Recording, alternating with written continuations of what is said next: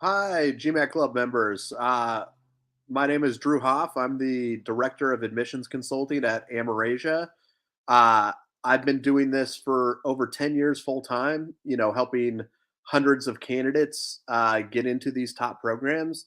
So, what I'm here to kind of speak to you about today is kind of just the application strategy for these top programs, kind of how to approach this process in general. And then we're going to dive into the specifics of, HBS, GSB, and Wharton as well, of how to approach those specific essays and those specific programs. So, that's kind of a brief introduction, of what we're going to go through this process. Like I said, uh, you know, that's going to be kind of our agenda for today. The first thing that we want to look at when we're approaching the application process is, the introspective process to understand your candidacy in this, and this is the part of the process where it can be helpful to have a coach and a consultant to really guide you, but this is where you really need to do the heavy lifting, to reflect on who you are and what you can do. That's the baseline of building these essays and applications, where you need to look at kind of your values, backgrounds, passions, those things that, hopefully kind of plug into your career goals as well to begin to kind of show that side of who you are, right? That question of who you are is pretty loaded. If you were a philosopher, you'd spend your whole life, examining this. But for these essays and applications, you're going to have 500 to 1500 words. So you need to, really kind of find your way into that idea that's going to be manageable yet meaningful, and so that's kind of the place to start your introspection of beginning to build your candidacy.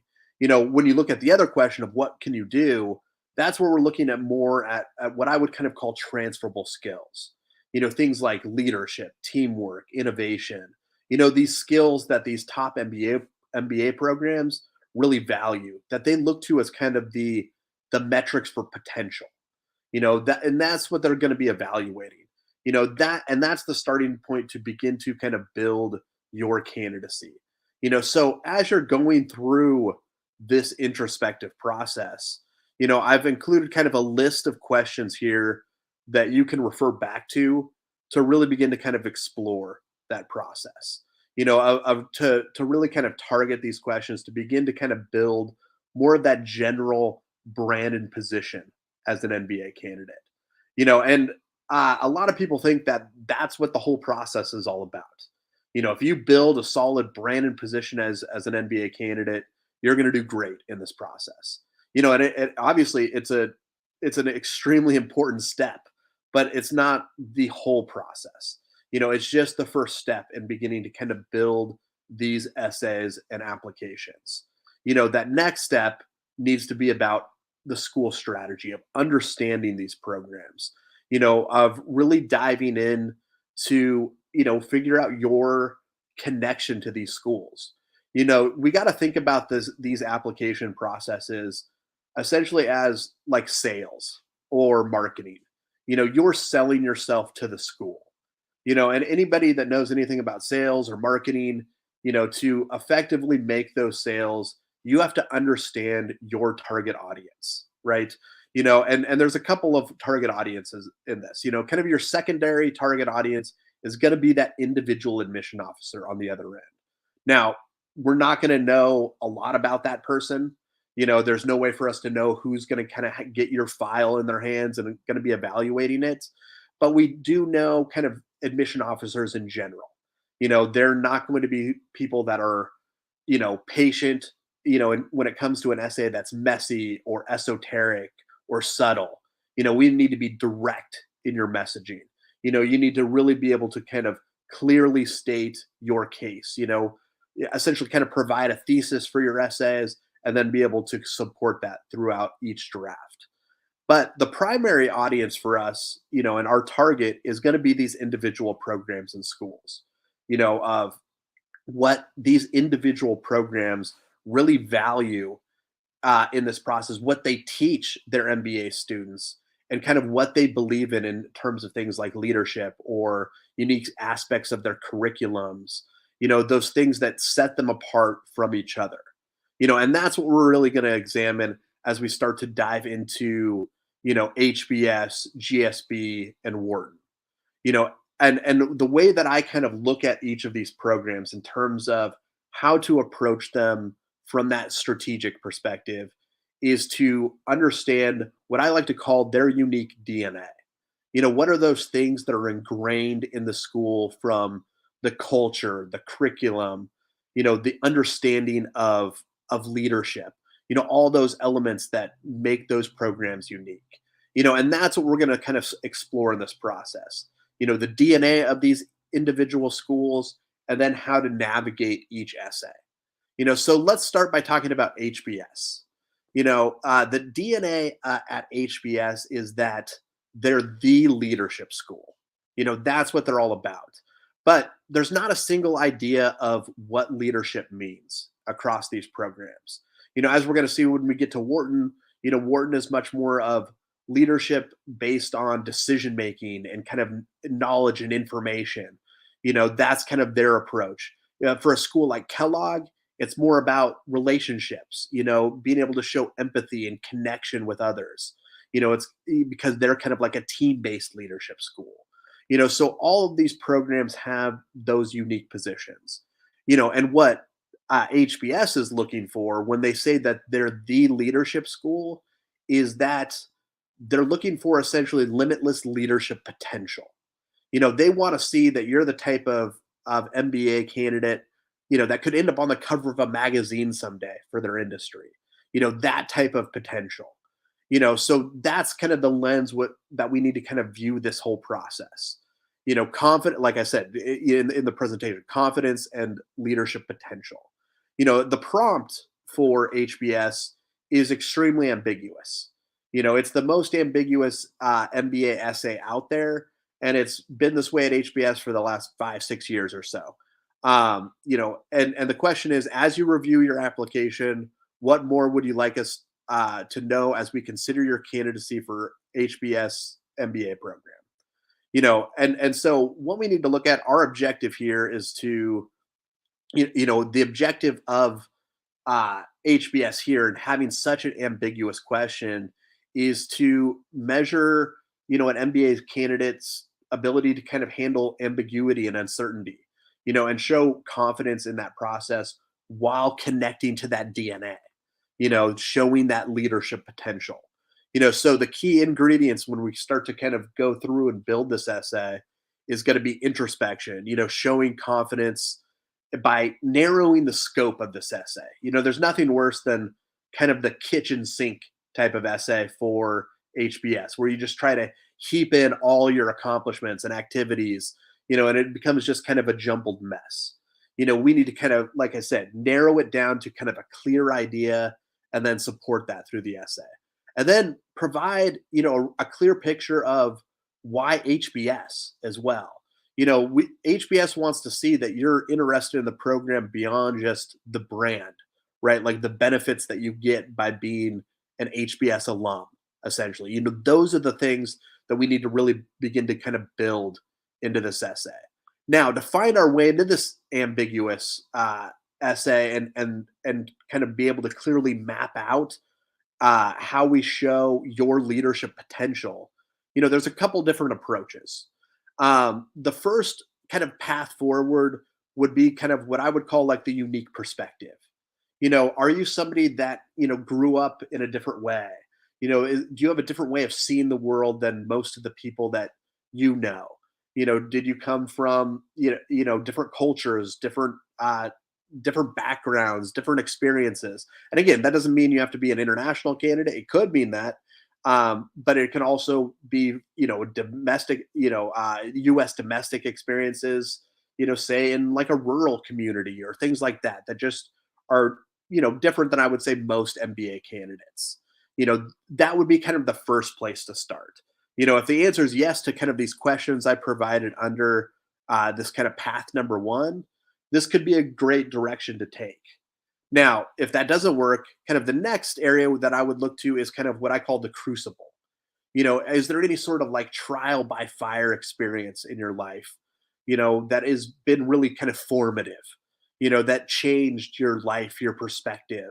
That is another great way to go. And I would say these are kind of the two preferred paths that I like to kind of work with my candidates to build these essays and applications.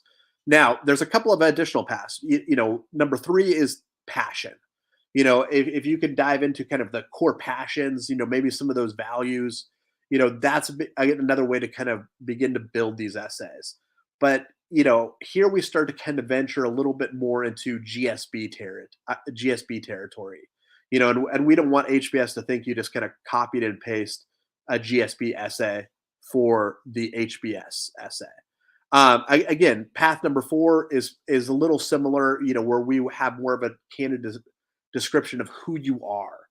So not just your passion, but looking at values and background that kind of inform your direction. But again, these are a little more GSB territories, and whatever path you take, what we need to do again is connect to that DNA, which is that HBS is the leadership school. So essentially what we need to do is tell, almost kind of your leadership origin story through the lens of one of these approaches. Almost kind of your Batman story, right? What were the things that happened in your past that led to you putting on that cape, and jumping off of rooftops to fight crime, right? Now, obviously, your story is not going to be quite as dramatic as Batman, but that's essentially the direction that we want to head in. What are those core aspects of your past that led to one kind of key pivotal moment where you stepped up to use, that crucible or your unique perspective or your passion to really step up as a leader and understand your potential as a leader. That's essentially the story we want to tell for this really ambiguous essay. And that's how we want to begin to build that application. Now, if we're looking at GSB is a completely different approach to HBS. It's almost like the inverse. If you think of HBS as kind of the alpha leadership kind of school, GSB is almost kind of, like I said, it's the inverse, almost the beta, where it's the who are you? What are the things that make you tick? That really kind of inform, your perspective, your values, those elements that are a little more personal in this process, less kind of just the professional perspective. So they're looking, like I kind of put in this presentation, that unvarnished and authentic examination of who you are and what you're all about. Those are going to be the core aspects of this application. And the key ingredients here is to really go through that self-examination, that introspection and reflection process to kind of open yourself up bare. Being open and honest and kind of vulnerable in this process is really the way to go. And then to connect that to and really ground it in these essays and this approach, you have to look to kind of core moments of influence. Those seminal moments that instill these different passions or values. Those are going to be the things that really connect with the admission officer at GSB. Now, the other thing we need to look for is to show the Stanford direction, which is first is about avoiding pitfalls. You don't want to seem cocky, self-absorbed, failing to give credit to other people. Those are huge downfalls for GSB and what they're looking for. That's kind of the main thing that we want to begin to express in those kind of core key ingredients. Now let's break things down per essay. Essay number one, it's a mainstay for GSB. It's been around for, years and years and years. It's what matters most to you and why. GSB actually gives a message, and the objective of this essay is to show that it's about deep reflection. Like I said, they want to see that you write from the heart. The people and experiences that have shaped who you are, essentially. And so what I like to do, and the approach for this essay is a little more structured. What we want to do is first kind of state what matters to you clearly. What matters most to you, what plugs into that core passion that can also then link to your career goals. That's a key component. GSB, more than any other school, the two essays really link together, and need to work together. So we need to make sure that whatever you're focused on and what matters most to you also informs why you're moving in the direction that you are with your goals. So we need to set all that up with this thesis. In the second paragraph, this is where we go into those influences that established this passion, those values that kind of started to set you on this path. So this is those background experiences where, maybe it was a parent or a mentor in your life, that kind of informed, or opened your perspective to different ideas or, like I said, certain values.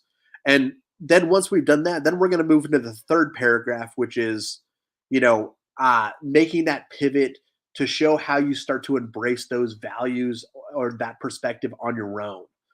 How you start to actually kind of use those in your life to make an impact. And then the fourth paragraph from there is really kind of showing the lessons of how you've developed those certain values and passions, but then start to use those to you know impact other people, other communities. I think of the way that I put it here is kind of pay it forward, essentially. That's what we need to look to. And then, finally, finish it off with how you're going to make that impact on the world, how you're going to continue to kind of drive forward from there.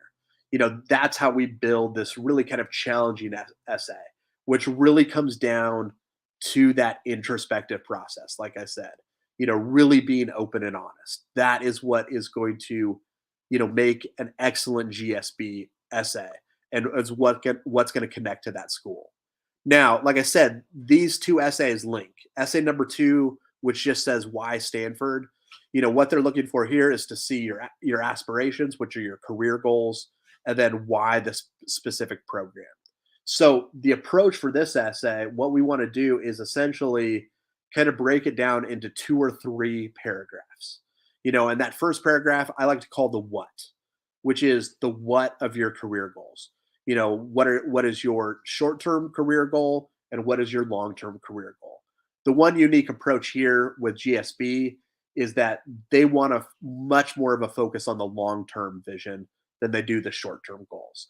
Because if you get into GSB, they basically believe you can get whatever job you want after you graduate, right? So that's why they're not so concerned with the short-term goals. They want to see more of your vision, of how that plugs into that first essay, like I said. Once we've established that, then we can dive into the second or third paragraph, which is kind of the win. Why is now the right time for you to pursue an MBA? How have you developed and grown in your career that has made you ready for this direction?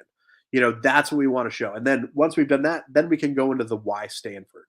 And what they want you to do here is kind of emphasize this section. If you're breaking this 400-word essay, down, I would say you want to spend at least 250 words on why GSB and Stanford.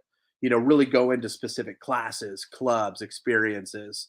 Kind of that the touchy feely class, things like that are really unique to the culture and the experience at GSB. And if we could start to build these essays this way, you're going to be on your path to creating successful GSB a GSB application. Now, if we look at Wharton, the Wharton DNA is quite different than both of these schools. It's a little more specific. It's about collaboration through innovation and globalization. Again, that just can kind of sound like a little bit of a jumble of words, and one of the core things when we look at leadership at Wharton is, the way that their unique perspective. What they really value in leadership, like I said kind of earlier, is, that decision making process. Their thesis is, if you make the right decisions, people will follow you. But to make the right decisions, you need the right information, right? You need the right intellect. So it's much more of this kind of intellectual horsepower style of leadership. That's what they respond to. I mentioned before, like Kellogg, their DNA is also that they're the team-based leadership school, which is really similar to Wharton, but their understanding of leadership is quite different. They're that relationship based, that's all about empathy and connection. That's the approach that, and kind of the starting point that we would need to begin to, kind of focus our introspection and reflection on as we start to build these essays and applications. Now, the key ingredients to Wharton are pretty specific. There's essentially kind of six things that you need to hit on in this application to be successful. The first is, again, what I call the what, your short and long-term career goals. And Wharton is much more concerned than GSB about that short-term goal. They're a little more paternalistic when it comes to that part of the process. They want to see that you have a clear path, that they're going to help you get that job after you graduate, right? You know, so sometimes, depending on that short-term goal, you may even want to consider like an alternative short-term goal. Show that there's multiple paths to kind of achieve your long-term vision. That can be a good way to go for Wharton. Now, the second ingredient is the why, which is the passion and connection behind your goals. And this is essentially what GSB was all about, right? Was about understanding, who you are and what you're all about. But this is a kind of a smaller, key ingredient for Wharton and what they're looking for. The next component is what I like to call the how.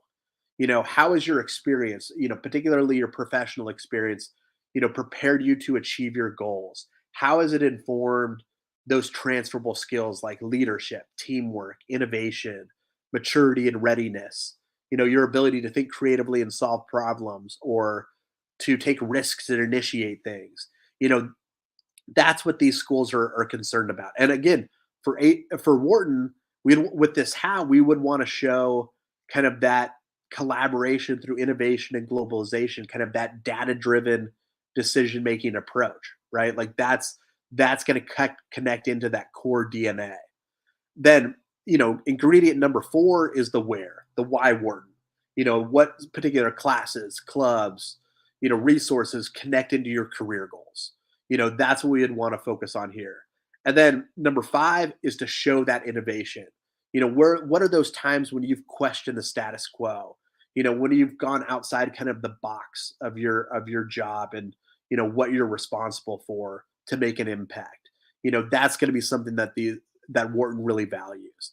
And then the next thing is connectivity and globalism. Showing that you have an understanding of the world around you, that you can connect with people from different backgrounds and experiences. That you're able to kind of use that to your benefit, right? To enhance ideas, improve projects. Those are the things that Wharton's going to be looking for. Now, if we go into essays of how we want to approach this, essay number 1 for Wharton is more of what I would kind of call like a standard career goals essay. The question is, how do you plan to use the Wharton MBA program to achieve your goals? So obviously we're going to be looking at short-term goals, long-term goals, and those are going to remain the same, right? They don't need to necessarily be school specific for your goals. What needs to be school specific are other elements that plug into that DNA. And so the objective for us here is to hit on, a number of those core, those key ingredients that I talked about. And what we want to touch on is the what, the why, the where, and then that connectivity globalism aspect. And the approach for this essay, the way that I like to, work with it with my clients is to break it down into 3 paragraphs. That first paragraph, again, that's going to be the what, where we share your short-term goal, possibly that alternative short-term goal, and then the long-term goal that really kind of brings your vision together, connects your past experience, to the short-term goal to where you're going long-term. And then once we've done that, then we again go into the why, where we share your passion, go into those moments of influence, those seminal moments in your life that set you on this path, that established, your values, things that stem from your background, that plug into this career goal, this what matters most to you, to borrow from GSB. That's what we want to build here. And once we've done that, then we can move into why Wharton. And when we do this, this is where we want to also share your global perspective, how you're going to bring that into the classroom.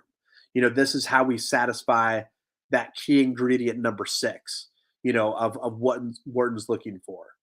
And that's how we begin to kind of build this more standard career goals essay. And that brings us to essay number two, which is, taking into consideration your background. How do you plan to make specific, meaningful contributions to the Wharton community? So the objective of this one is to hit all the other key ingredients that we haven't touched on so far. The how, the where, the innovation, to then show how you're going to use those elements to connect to and contribute to the Wharton community. So my approach for this essay is to, first establish a thesis, that focuses on, again, your transferable skills, but not just transferable skills. We want to look at innovation and collaborative leadership, because that plugs into that DNA of Wharton and what they're looking for. So that's what we want to begin to build this essay around. Not just any aspect of your personal background, professional background, or academic background. We want to make sure it has that collaborative innovation approach to show how you work with others to question the status quo and make an impact outside of the box. And once you've done that with the intro and kind of establishing that thesis, then we're going to tell that story. And this is going to be the how of your goals that shows how you've developed these transferable skills, like leadership, innovation, and collaboration. We're going to tell the story here, that shows the situation, that you were in, and how that situation, had different complications or conflicts or obstacles that you had to overcome. And once we've established that, then we're going to go into the actions. What are those actions you took to overcome those specific obstacles or challenges, right? And it's by showing these actions, that's how we actually prove your transferable skills like leadership or innovation and collaboration. The actions are extremely important. There's no essay worse than an essay that uses words like innovation and collaboration and leadership and then provides no evidence of that, right? And that's what we're doing here. By showing the actions, we provide that evidence, almost as if we're lawyers, right? Presenting the evidence of your case of why you're ready for the MBA and why you're ready for your goals beyond that. That's what we're doing with this how paragraph. And once we've done that, then we can move into the contribution to Wharton. Show how the story above has prepared you and it's going to allow you to contribute to different aspects of the Wharton community through different clubs or class projects or things like that. That really show how you're going to make that impact. So that is how we would begin to kind of build our essays and our applications around Wharton and what they're looking for. So this is kind of the core aspects of these top three programs. Now, I would love to answer any other questions for you, go over any additional schools that you might be interested in. Kind of we could dive into some of that DNA and approach to those different applications as well. So if you have questions for me, I'm kind of free. Feel free to ask anything you're interested in.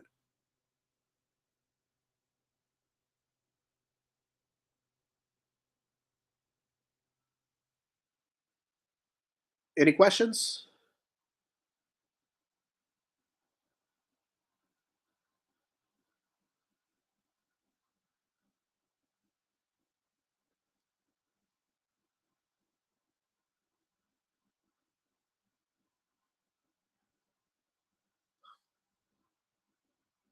Oh,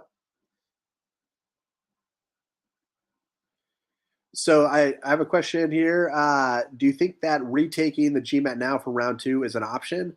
Um, yeah, it's absolutely an option. You have a few months before uh, the applications due, and as long as you take it before those deadlines and have that score, it could actually absolutely be beneficial. Now, obviously, you're having to balance your work commitments, building these essays, and the GMAT altogether. So you have to kind of consider where you want to place your time.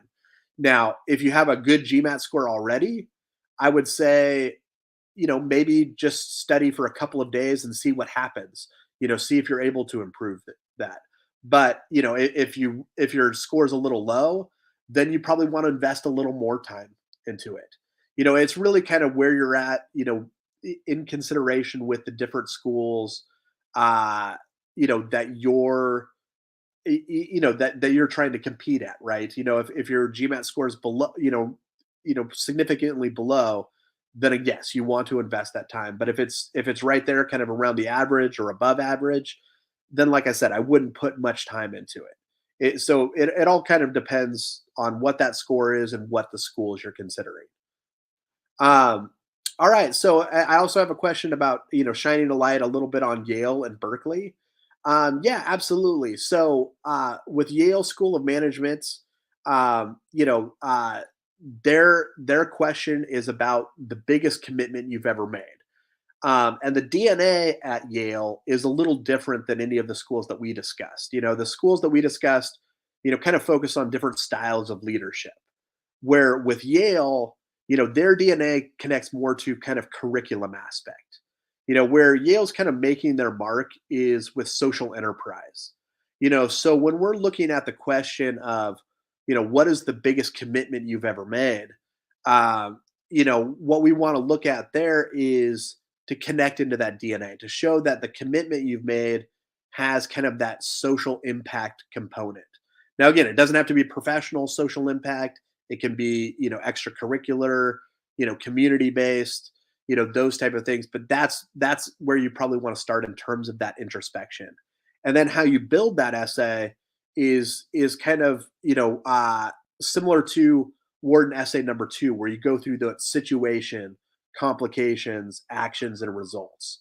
That's kind of the format. So combining, the DNA of social enterprise, you know, and with the kind of that structure of the essay is how you would want to approach Yale. Now, for a Haas, Berkeley Haas, they actually have what they call their defining principles. And those defining principles are question the status quo, student always, beyond yourself, and confidence without attitude. And so what we want to do there is make sure we focus on the right defining principles. I would say student always, that's probably the least essential to focus on for Haas, because basically every institution of higher learning wants to see that you're somebody that is always learning, right? So it's just not that unique to Berkeley Haas. The next component that we do want to make sure we hit on not necessarily the most important, is the confidence without attitude, which is all about collaboration. That's really what they mean, is they want to see that you're extremely confident in your ideas, but not so confident that it blinds you to a better idea, that keeps you from collaborating with people. They want to see that you're not prideful, essentially. That's what they're looking for there. And then I would say it's these last two defining principles that you really want to focus on in this application. You want to look at uh, beyond yourself, which to show your goals are about more than your own success, right? That there's a social impact to it. That and that doesn't necessarily mean you have to have like a social goal, right? It can be about real estate development, and maybe there's a community aspect of wanting to bring people together, and things like that as well. You just need to show that your vision, your goals are about more than your own success, that they're going to have some sort of impact on people and communities. And that's really kind of a Berkeley tradition, right? It's known as being kind of a place for activism and things like that. So it makes sense. But I would say the core aspect of the Haas application is that question the status quo, which is all about innovation, right? It's that Silicon Valley tradition. Basically every company there, they have a slogan that basically means that, right? Like Apple, think differently, right? Like it's, everything is about questioning the status quo and reframing different perspectives, and disruption, and that is what Berkeley's Haas is going to really respond to in that application. Um, so, Jeremy asked, apart from the schools you covered, how do we find how each school is unique and what they're looking for? And that's difficult, honestly, on your own. Like I said, I've been doing this for 10 years full time, and it's taken time to figure that out. To make connections, with these admissions offices, to learn what has worked over this process and this approach. But if you are going it on your own, the websites themselves are great resources, to begin to understand these schools and what they're looking for. Going to admissions events, information sessions, reaching out to students and alumni, those are going to give you good insights into what these programs really value. Now, again, I have a lot of insight as well. So if you're interested in discussing that, there's a link in this chat to set up consultations with me. So if there's other specific schools that you wanted to dive into, I'd be happy to kind of have that discussion with you as well. Um, so the next question from Elizabeth is, how do you show evidence of innovation and leadership if you've not really handled a leadership position? That's a great question, and it's all about how you think about leadership. Leadership doesn't necessarily mean you have to be the one in charge, right? Like that's leadership by like an authoritarian model. Just because you're the manager or the supervisor or quote unquote the leader of a team doesn't mean you're a good leader, right? All of us, I imagine, have encountered some pretty bad leaders in our lives. Whether that's professionally or personally. So what leadership is about is about making that impact and influence. So you can lead from a lower position. And that can come from having that more empathetic a type of approach that I talked about, like that Kellogg really values, where you're relationship based and you connect with people. So maybe, you're working on a project and your supervisor and the team has an idea and a direction that they want to go in for this project, but you have a different idea that you think will work better. That's kind of questioning that status quo. And the way that you go about it is by spending time with your supervisor and each other person to really kind of show why you feel like this is the right direction. Provide supporting evidence, that kind of convinces people.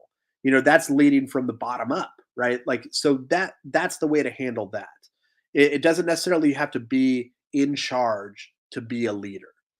So that's the way that you want to approach that process. And again, I'd be happy to discuss that with you more if you wanted to jump on a call sometime. So again, take a look at that link if you want to set up one of those consultations.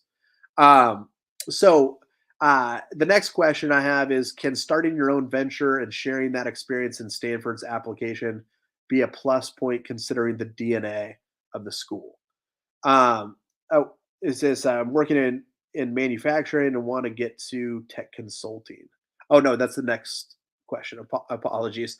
So starting your own venture and sharing that experience in Stanford's application, it can be absolutely. GSB does really like entrepreneurs. That's something that they definitely respond to. They like those people that take those big risks. So is this starting your own venture it while working in a current job, or like just going out on your own? Because if you're just going out on your own, before you apply to Stanford, you're going to have to show that that venture has established itself, that it's shown some success. So having your own venture that's you know like really in the early stages is probably not what they're looking for. They need to see that you've shown some growth there. That would be something that connects to the school. Now again, if this is a side venture, it can be in that early stages and really show that you're taking that initiative and doing those things on your own. Again, that can be a plus for sure. um, the next question I have: how to connect dots when you've experienced in a different domain and want to switch to. Okay, so this is, you just want to switch from manufacturing to get into tech and consulting. Okay, so the key here is to show, how that experience, in manufacturing has allowed you to develop those transferable skills that will also be beneficial in tech and consulting. So finding, the small elements that do connect. That's what you'd want to show here. Particularly, showing how this, work in manufacturing, has helped you establish those transferable skills like leadership, teamwork, innovation. Those elements of your skill set that can transfer across, different industries or disciplines. That is how you're going to do it, because you could use the MBA, obviously, and what you've learned there to really, approach that process, of making that switch. Now, the other key is, maybe if you're looking at tech and consulting, show that you wouldn't be against, having a manufacturing component to that as well. So, tech in manufacturing, or, maybe eventually developing a consulting role, and an expertise in the manufacturing world as well. That could be another way to kind of position those goals to, capitalize on your past experience, but start to move you in that other direction as well. That's how I would begin to kind of look at it. Obviously, I'd want to take a much closer look at your resume, really begin to kind of figure out how to link those career goals with what you've done in the past in a way that doesn't look like a stark career change, because that can put off an admissions officer if they're concerned, like, there's just no connective tissue here, essentially, in this application. They're kind of throwing away their past experience. That can look bad. So we just want to make sure that we show, even though you're making this change, we want to show it in a way that it looks like it's still building off of what you've done in the past. Um, uh, so that's kind of the last question I've kind of received. Any other questions for me? I'd be happy to answer them. I'll wait a few minutes here just to kind of see.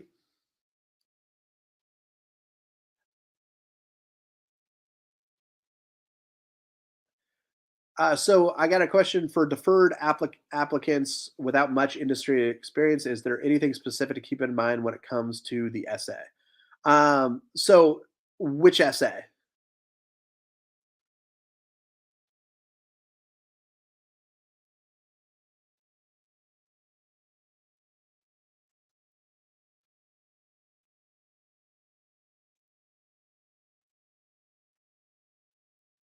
Is this being deferred at HBS?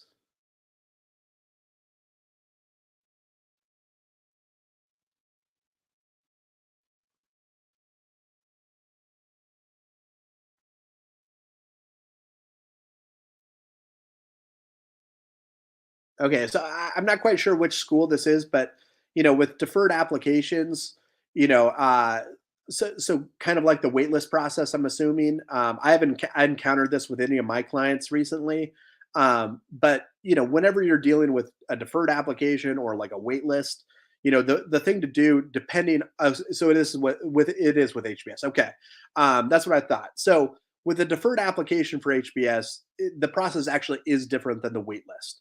If you're waitlisted at HBS, you don't want to do anything. You just want to kind of rest on your application and show that confidence. If you send in an update letter, it can actually have an adverse effect. But the deferred application is different.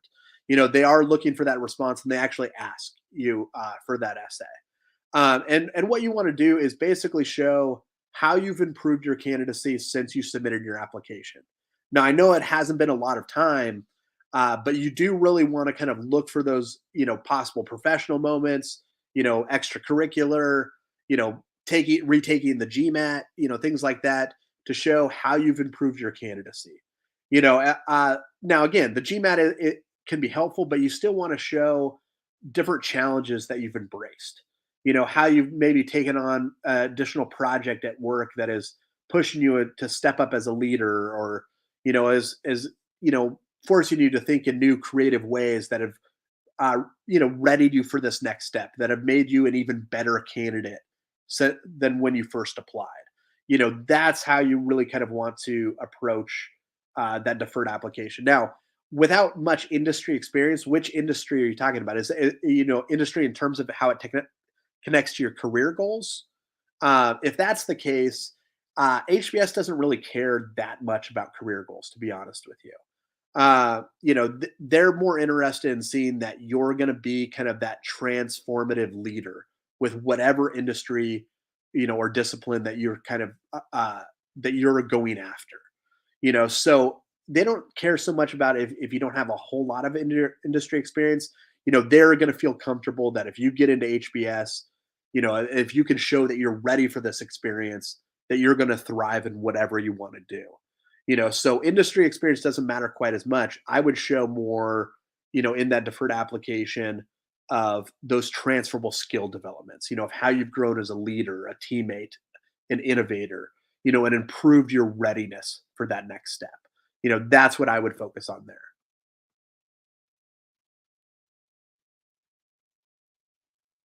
Any other questions?